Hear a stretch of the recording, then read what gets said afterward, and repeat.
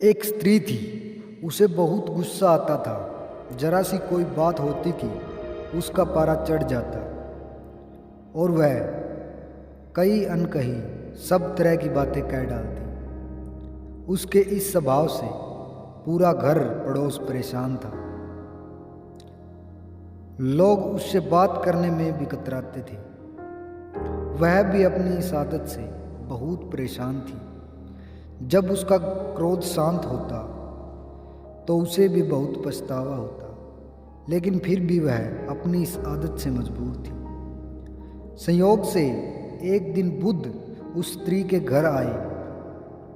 स्त्री ने बुद्ध से कहा, मैं बहुत दुखी हूँ, मुझे बहुत क्रोध आता है, मैं उस पर काबू नहीं कर पाती। बुद्ध ने कहा, कोई बात नहीं, मेरे पास इसकी दवाई है, कल मैं आऊँगा तो साथ लेते आऊँगा।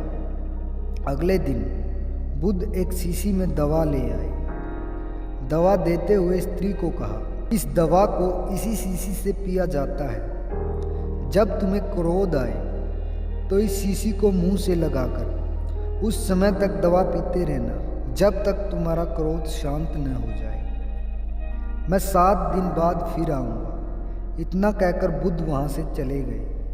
स्त्री ने उस दवा का प्रयोग शुरू किया।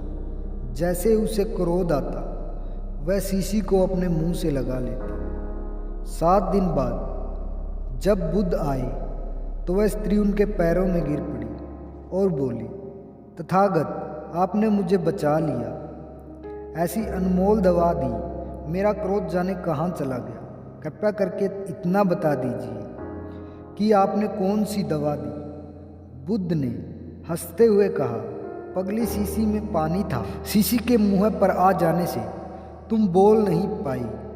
गुस्सा दूर करने की सबसे अनमोल दवा मुंह बंद कर लेना है। दोस्तों, आपको ये छोटी सी कहानी कैसी लगी, कमेंट करके बताएं।